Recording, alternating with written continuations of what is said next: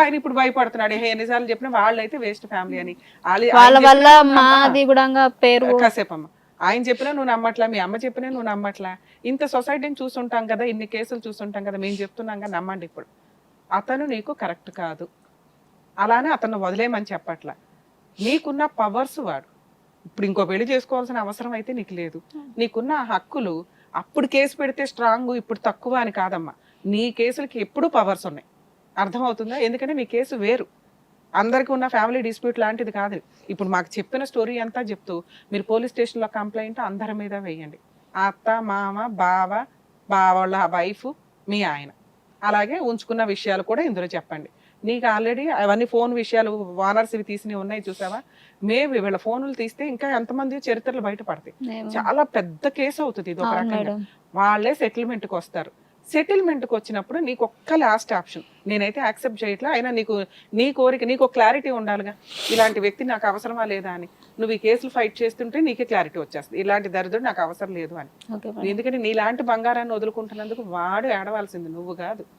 Individual గా బతకొచ్చే తల్లి, ఇంకో పెళ్లి చేసుకోమని నేను ఆఫర్ అయితే ఇవ్వను. నీ కాళ్ళ మీద నువ్వు, మీ అమ్మ చాలు, నువ్వు జాబ్ చేసుకుంటూ వీళ్ళని చూసుకుంటూ ఉంటే వీళ్ళు నిన్ను చూసుకుంటారు. నీకేదో కుటుంబం ఉండాలి, నీకేదో ఉండాలనే ఇంపార్టెన్స్ కాదు. ఇండివిడువల్ గా బతికే వాళ్ళు బోళ్ళు మంది ఉన్నారు ఈ రోజున. అర్థమవుతుందా? భర్త లేకపోతే, కుటుంబం లేకపోతే బతకలేవు. నీకు నచ్చి నిన్ను ఇష్టపడేవాడు నువ్వు ఇంకా ఎక్కడ చిన్న పిల్లవి ఉండేవాళ్ళు ఉంటారు. దాని గురించి వెంటనే ఒక 1 year లోను 2 years లోను నువ్వే డెసిషన్ తీసుకోవద్దు. ఈ కేసుల్లో నువ్వు మాక్సిమం 3 to 4 years అన్న పోరాడు. నీకు ఒక కనీసం 27, 28 వచ్చినాక అప్పుడు ఆలోచించుకుందు కానీ ఏం చెయ్యాలి అని. నువ్వు ఇప్పుడు కాపురానికి వెళ్ళొద్దు, అలాగే ఇంకో పెళ్లి గురించి ఆలోచించొద్దు. నువ్వు చేయాల్సిన పని కేసులు ఫైల్ చేయడం. నిన్ను భరించడం మీ అమ్మకి ఏం కష్టం కాదు తల్లి. నువ్వు చక్కగా నువ్వు ఫైనాన్షియల్గా నువ్వు జాబ్ చేసి తెచ్చుకొని నీ చేతిలో నీకు డబ్బులు ఆడుతుంటే నువ్వే కరెక్ట్గా ఆలోచిస్తావు. నీకు ఇప్పుడు ఇంట్లోనే కూర్చున్నావు, ఇవన్నీ ఆలోచిస్తున్నావు. అమ్మకి భారం, సొసైటీకి భారం, చుట్టుపక్కల వాళ్ళకి భారం, డిప్రెషన్లో ఆలోచిస్తున్నావు నువ్వు. ఇది వద్దు. నీ ఫైనాన్షియల్ కెపాసిటీ నీకున్న రోజు నువ్వే కరెక్ట్ డెసిషన్ తీసుకుంటావు.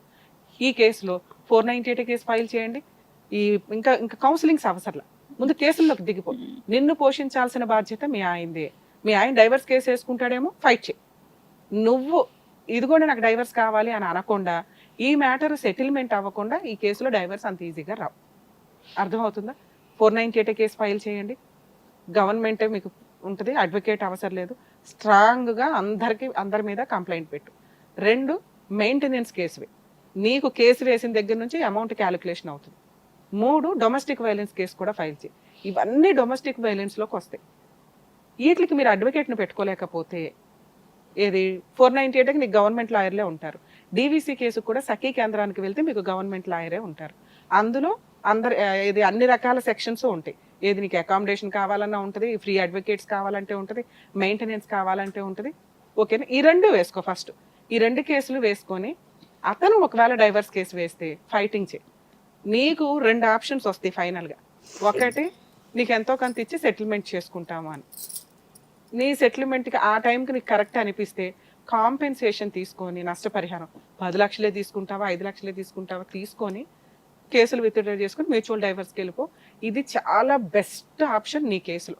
వాళ్ళు మేము రూపాయి ఇవ్వం, ఏం చేసుకుంటావు చేసుకో, కోర్టుల చుట్టూ తిరుగుతావంటే తిరగని.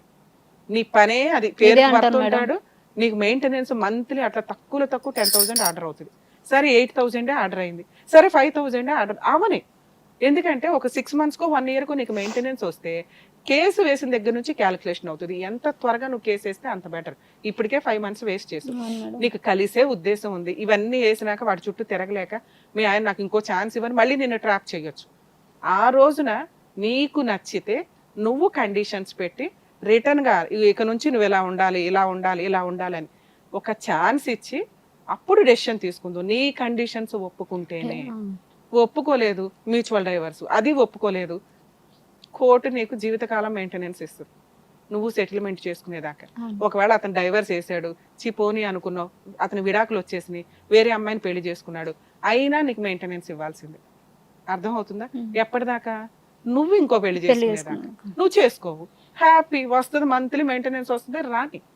సరే చేసుకునే ఉద్దేశమే ఉంది, అప్పటిదాకా వసూలు చేస్తావుగా. ఒక అమ్మాయిని పెళ్లి చేసుకొని వెనకపడి హింసిస్తే ఎలా ఉంటుందో వాళ్ళకి తెలియాలిగా. నువ్వు ఈ రోజున అంత ఏడుస్తున్నావు కదా, ఆ ఏడుపు వాళ్ళకి రావాలి కదా. అనవసరమైన కేసుల్లో కేసులు వేసుకుంటూ తిరిగితే జీవితాలు నాశనం చేసుకుంటారు. మీలాంటి వాళ్ళు కేసులు వేయాలి, వెయ్యరు. ఎందుకు అంటే డెసిషన్ కరెక్ట్గా ఉండదు. ఇక్కడ మీ ఆయనతోటో మీ మామతోటో మీ బావతోటో మాట్లాడే కేసు కాదు. నీ పవర్ ఏంటో చూపించు. నీ తరపున మేమంతా కూడా నీకు సపోర్ట్గా ఉంటాం. బయట సపోర్ట్ ఏం లేదు మేడం. ఏం అవసరం లేదు. అసలు సపోర్ట్ ఏంటి నాన్న? నీకు నాకు ఇవన్నీ కేసులు అన్ని తెలియదు మేడం. నాకు ఫస్ట్ పోలీస్ స్టేషన్ కంప్లైంట్ ఇవ్వండి. తర్వాత ఏం చేయాలని మాకు ఒకసారి ఫోన్ చేస్తే ఇందాక నేను ఇంకొక కేసు లాయర్ ద్వారా వెళ్తావా, ఫ్రీగా ఎక్కడికి వెళ్ళాలో నేను చెప్తా. అంతకైతే సరేనా? నువ్వు ధైర్యంగా ఇక నుంచి ఈ విషయం మీద ఒక కన్నీటి బొట్టు కార్చను అంటే కనుక నేను నీకు లీగల్ సపోర్ట్ కూడా చేస్తాను. సరేనా? All the best. కాదమ్మా, ఇప్పుడు అంత చెప్పిన దాని ప్రకారం అంత ప్రాబ్లం ఉంటే ఇంకా మళ్ళీ ఆయన దగ్గరికి వెళ్తానంటే ఎట్లా ఎట్లా వెళ్ళి ఏం చేస్తావు అంత పనికిరాని దగ్గరికి? ఇప్పుడు మీ నాయనకు బాగాలేదు, నీకు ఏదో ఒక ఉద్యోగం వస్తుంది, చిన్న ఉద్యోగం పెద్ద ఉద్యోగం వస్తుంది, నీ లైఫ్ నువ్వు బతకగలవు. మీ అమ్మ దగ్గర ఉండి అమ్మ సపోర్ట్ చేస్తుంది, వాళ్ళు ఉన్నంతకాలం మీరు సపోర్ట్ ఉంటుంది కదా, నువ్వే సపోర్ట్ చేయొచ్చు కదా, ఆయన చూసుకోవచ్చు కదా, మీ నాయనని చూసుకుంటే మీ అమ్మని చూసుకుంటూ ఉండొచ్చు. నువ్వు బర్డెన్ కాదు కదా, నీ పైసలు నువ్వు సంపాదించుకోగలవు. అట్లా కూడా చెప్తుంది మేడం. ఊళ్ళో పొలం ఉంది కదా, ఇంకొక దగ్గర అమ్మినా ఏం బాధ లేదు. ఏ అమ్మడు గింపుడు ఏం అక్కర్లేదమ్మా, ఆమె బతుకమ్మ బతకగలదు. మేము ఎంబడి ఉంటే చాలు, తోడు ఉంటే మనిషి. ఎవరు లేరు అమ్మ నాయన ఉన్నారు కదా, ఏం గతి లేదు. వాడికి పెడదామంటే కూడా జాగలేదు. వద్దు బేట వదిలేసుకో, మనం వదిలేస్తుంది ఇక అంతే. కానీ అమ్మాయి కొంచెం స్ట్రాంగ్ అవ్వాలి. ఏ ప్రాబ్లం వచ్చినా తట్టుకోగలనని అంత స్ట్రాంగ్ అయిన రోజు కరెక్ట్ డెసిషన్ తీసుకుంటది. ఇది మనం చెప్పేది కాదు, తను తీసుకొనివ్వండి. దానికి కొంత టైం ఉంటుంది. 100% అమ్మాయికి మంచిగా జరిగింది. మేడం చెప్పినట్టు అన్ని చేయండి. ఆ కేసులు ఏం కావాలో చేయండి. అవసరం అయితే ఆఫీస్ ఫోన్ చేయండి, సరిపోతుంది. బై నాన్న, ఆల్ ది బెస్ట్.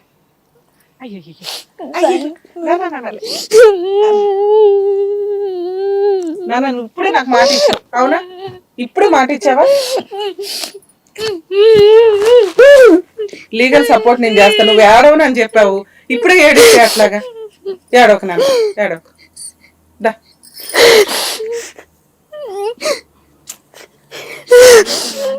అమ్మమ్మ అమ్మమ్మ కూర్చోండి తల్లి, కూర్చోండి. ఎంత మా ఆయన మంచిగా ఉంటేనా వాళ్ళని ఆట ఆడిస్తుండే.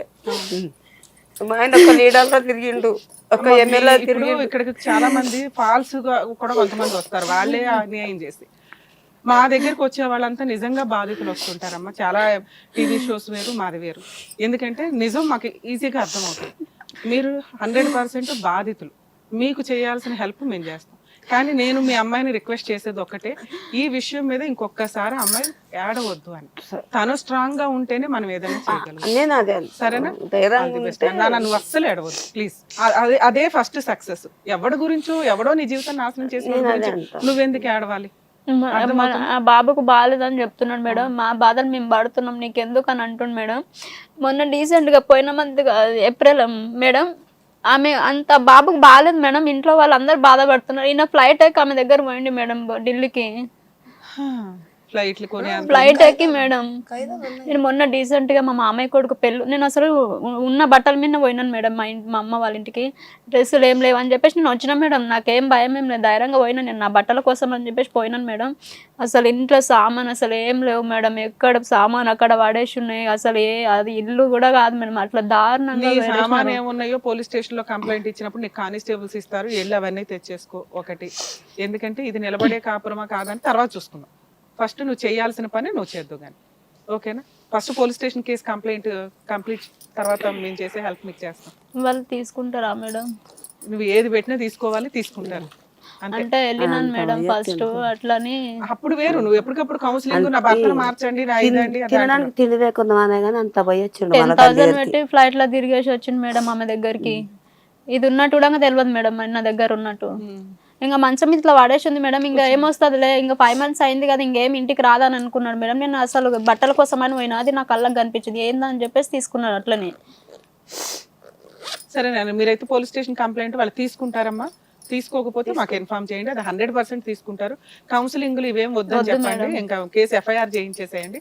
తర్వాత మేడం అది FIR చేసింది ఉంది, ఒకటి స్లిప్ రాసి ఇచ్చినారు నాకు. స్లిప్ వేరు, FIR వేరు. కేసు రిజిస్టర్ అయిపోవాలి. తర్వాత ఇక లీగల్ ప్రొసీడింగ్స్ లో DVC కేసు. మీ జ్యూరిస్డిక్షన్ సఖీ కేంద్రం ఎక్కడుందో చూడండి. సికింద్రాబాద్ ఉంది కదా, సికింద్రాబాద్ కోర్టు బ్యాక్ సైడ్ ఉంటుంది. నెట్ లో ఒక్కసారి అది సెర్చ్ చేయండి. మీరే ఒక అడ్వకేటు, మీరే ఒక బాధితులు. మీ ఫైటింగ్ మీరు చేసుకుంటేనే బాగుంటుంది. అర్థమవుతుందా? ఎందుకంటే నువ్వు చెప్పినంత ఎమోషన్ గా అక్కడ ఇది అవ్వదు. ఎందుకంటే డీవీసీ కేసు కూడా ఫ్రీ కేసే. అది చాలా మంది అడ్వకేట్లు పెట్టుకుంటారు కాబట్టి ఫీజు ఇచ్చి చేయించుకుంటారు. నీకు నువ్వే ఫైట్ చేసేలాగా నేను చేసి పెడతాను. పోలీస్ స్టేషన్ కేసు అయిపోయిన తర్వాత ఎఫ్ఐఆర్ చార్జ్ షీట్ తో ఎక్కడ సనత్నగర్ పెట్టమంటారా? సనత్ నగర్ పిఎస్ఎం. ఒకసారి అవన్నీ అయిపోయినాక ఒకసారి కాల్ చేయండి. డీవీసీ కేసు ఎక్కడికి వెళ్ళి వేయాలో చెప్తాను. అక్కడ మీరు వెళ్ళి ఫైట్ చేసుకోండి. నెక్స్ట్ ఏం జరుగుతుంది అనేది నీకు ఆల్రెడీ గవర్నమెంట్ అడ్వకేట్స్ ఉంటారు. అలాగే మేము చేయాల్సిన హెల్ప్ నీకు చేస్తాం. ఇప్పుడు సనత్నగర్కి వెళ్ళమంటారా మేడం? ఎప్పుడు రేపు కేసు పెట్టేసేవి, నీకు ఎప్పుడు కుదిరితే అప్పుడు. కొంచెం కూల్ అవ్వు, వెళ్ళు, ఎమోషనల్ గా పెట్టుబడి సిఐతో కూడా కలిసి మాట్లాడే రైట్స్ మీకు ఉంటాయి. సరే, all the best. Okay madam, thank you madam.